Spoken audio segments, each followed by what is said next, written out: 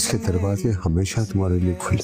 कि अगर मेरी नजर से देखो पूरी दुनिया में तुमसे प्यारा कोई नहीं है। माहीन का कोई मुकाबला नहीं। नेहा को मेरा हाथ छोड़।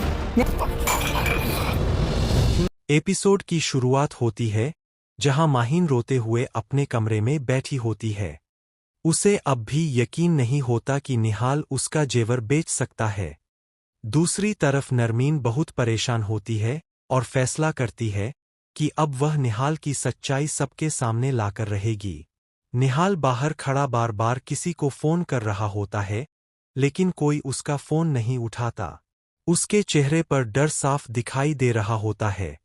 तभी मोना आंटी उसके पास आती है और कहती है कि अगर 1 हफ्ते में पैसे वापस न मिले तो वह शादी वाले दिन सबके सामने उसका सच खोल देंगी।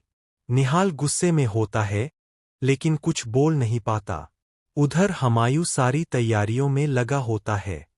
ईमान उसे शुक्रिया कहती है कि उसने मुश्किल वक्त में उनके परिवार का साथ दिया।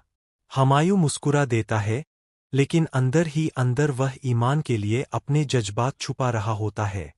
गुलरुख भी हमायूं को बार बार फोन करती है और महसूस करती है कि वह ईमान के लिए जरूरत से ज्यादा फिक्र करता है।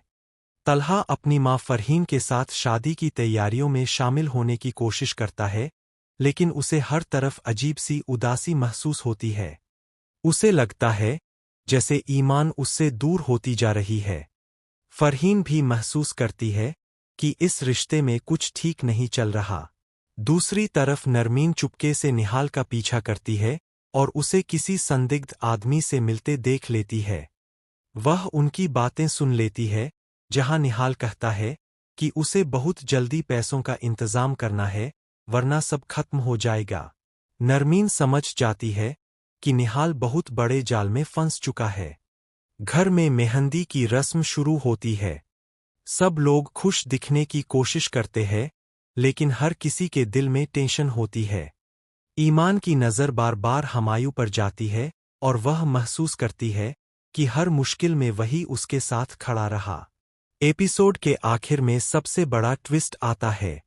माहीन को अपने बैग में बैंक की एक रसीद मिलती है, जिसमें साफ लिखा होता है कि उसका सोना कई महीने पहले बेचा जा चुका है।